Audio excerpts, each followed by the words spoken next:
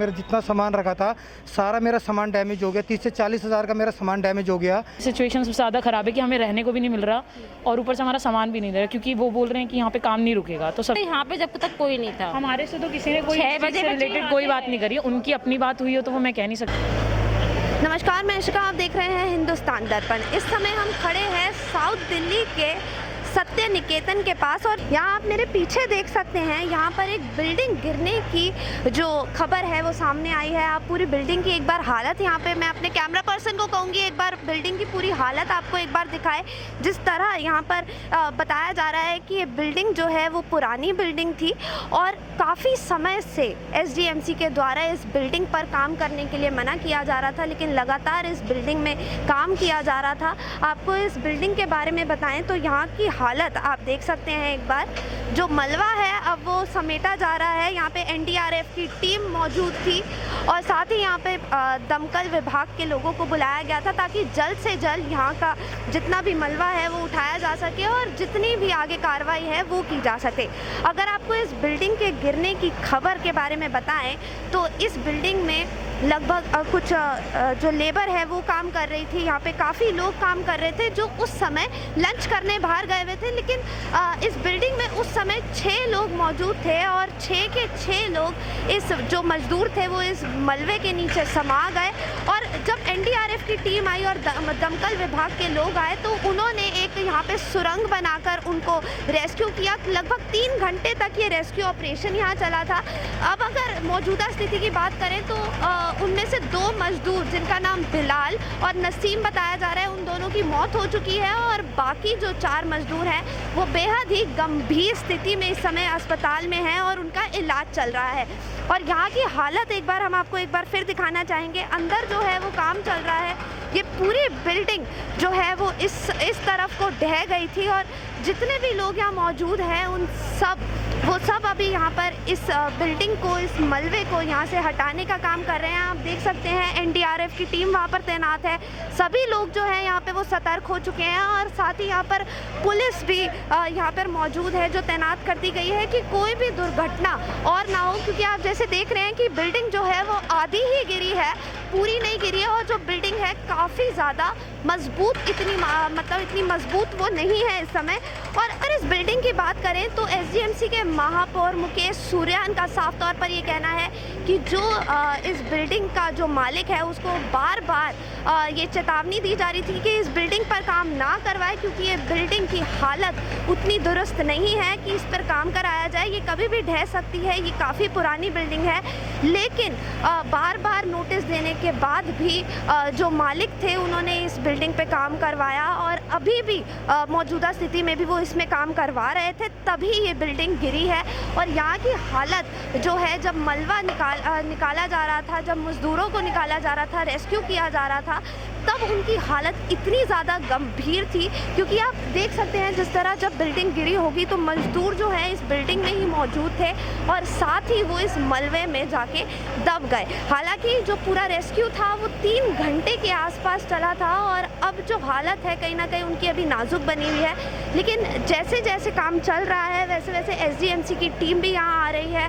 वो पूरा जाँच यहाँ पे ब्यौरा किया जा रहा है कि कैसे पूरा प्रोसेस हुआ था, क्या हुआ था आखिरकार कि ये बिल्डिंग जो है इतने समय से बिल्कुल सही हालत में खड़ी थी और एकदम ऐसी स्थिति हो गई कि ये बिल्डिंग गिर गई। और ये बिल्डिंग गिरी है दूसरे प्लॉट पे जो बाकी मकानों को भी कहीं ना कहीं उसने थोड़ा सा घेरा है। तो ये एक बड़ा लोगों के लिए, यहाँ जो रहते हैं, यहाँ जितने रहने वाले निवासी हैं, उनके लिए एक बड़ा झटका है क्योंकि जो अतिक्रमण की बात अगर हम करें, अतिक्रमण की बहुत सारी चर्चाएं आजकल देश में हो रही हैं, तो कहीं ना कहीं यहाँ पर भी अब अतिक्रमण का खतरा जो है वो लोगों पर मंडराने लगा है। तो आने वाले दिनों में देखते हैं कि दक्षिणी दिल्ली नगर निगम इस पर क्या कार्रवाई करता है और कैसे ये मामला आगे बढ़ता है। लोग यही रहते थे इस घर में, तो जब ये बिल्डिंग गिरी तब क्या पूरी सिचुएशन थी वो एक्सप्लेन करिए। तब हमारा ऑनलाइन टेस्ट था तो हम प्रिपेयर कर रहे थे रूम में कि हमें टेस्ट देना है। तो जैसे ही मैं खाना लेने के लिए नीचे आने लगी तो एकदम से ऐसी आवाज़ आई कि बिल्डिंग गिर गई है। तो मुझे ऐसा लगा जैसे अर्थक्वेक आया, तो मैं पूरी फ्लोर पे ही चिल्लाती हुई गई कि भाई भूकंप आ गया, बाहर आ जाओ सब। तो जब हम बालकनी में जाके हमने सिचुएशन देखी तो ये बिल्डिंग पूरी गिर चुकी थी। उसके बाद हम बाहर आए, मतलब उस समय ऐसी पैनिक सिचुएशन थी कि हमारे पास कुछ भी नहीं था, ना हमारे पास फ़ोन था ना कुछ था। सो हम मुश्किल से हम यहाँ बाहर निकले। उसके बाद से अभी तक हमारे पास मतलब कुछ भी नहीं है, सिर्फ फ़ोन हमें इवनिंग में वार्डन ने प्रोवाइड किया, कैसे तैसे लाके उन्होंने जैसे भी ले आई हूँ।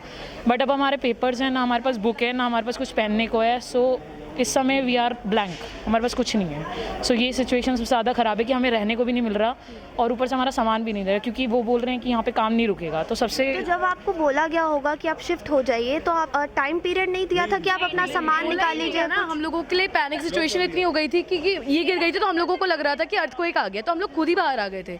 हम लोगों को बोला ही नहीं गया कि शिफ्ट होना एंड ऑल दैट स्टफ, तो हम लोगों तो ऐसे चले गए थे। तो यहाँ SDMC की ओर से आपको कोई अकोमोडेशन के लिए कुछ नहीं दिया गया है? कुछ भी किसी ने हमसे बात भी नहीं करी है इस चीज़ से रिलेटेड, मतलब कोई आया ही नहीं है, कोई पूछने वाला नहीं है। तो यहाँ पे बताया जा रहा है कि SDMC के मेयर मुकेश सूर्यान आए थे, तो उनका क्या कहना था?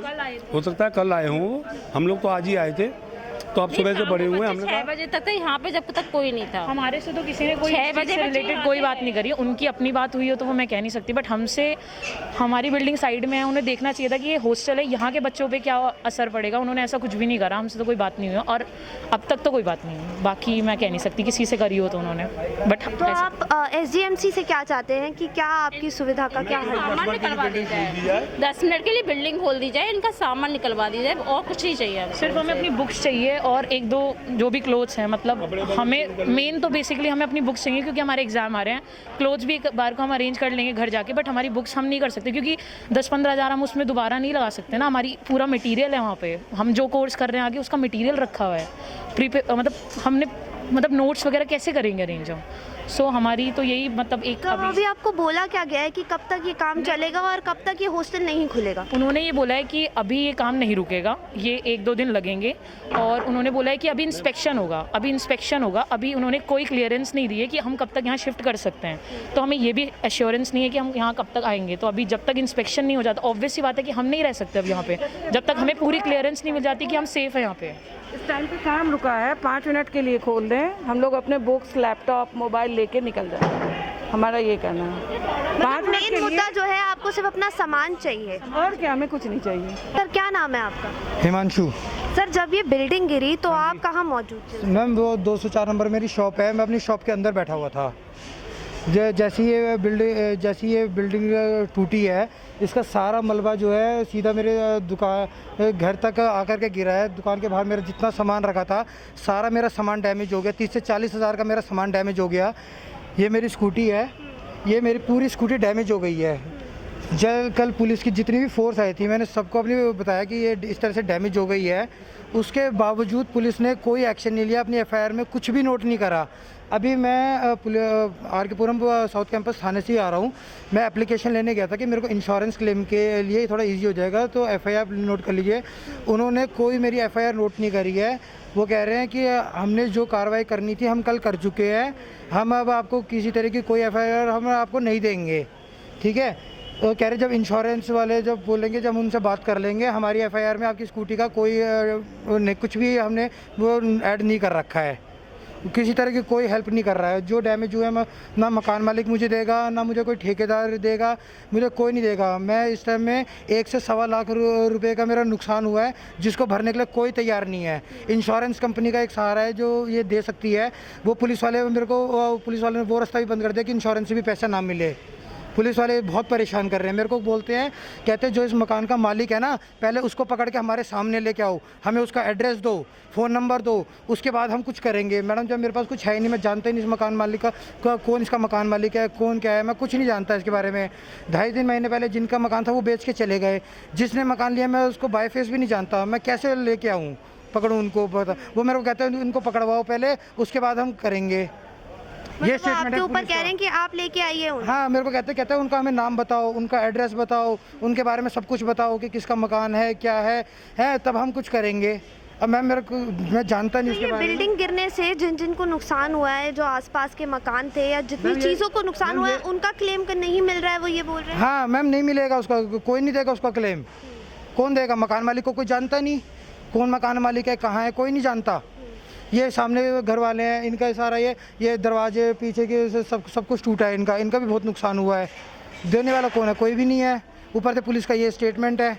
तो कहीं ना कहीं इन बच्चों की, इन पेरेंट्स की यही मांग है कि एसडीएमसी इनकी सुविधा के लिए कुछ ना कुछ करे, ताकि जितने भी दिन यहाँ पे मलबा उठने का काम चलना है, जितना भी इस मकान को लेकर काम चलना है, वो कहीं ना कहीं अपनी सुविधा में रह सकें, जितने भी दिन आगे अगर एसडीएमसी को काम करने में लगने हैं। तो आपका इस वीडियो पर क्या कहना है? और इससे वीडियो को ज़्यादा से ज़्यादा शेयर भी आप लोग ज़रूर करें, क्योंकि ज़्यादा से ज़्यादा जब ये वीडियो शेयर होगी तो इन बच्चों की आवाज़ कहीं ना कहीं प्रशासन के कानों तक ज़रूर पहुंचेगी। कैमरा पर्सन मनन के साथ मैं इशिका, हिंदुस्तान दर्पण।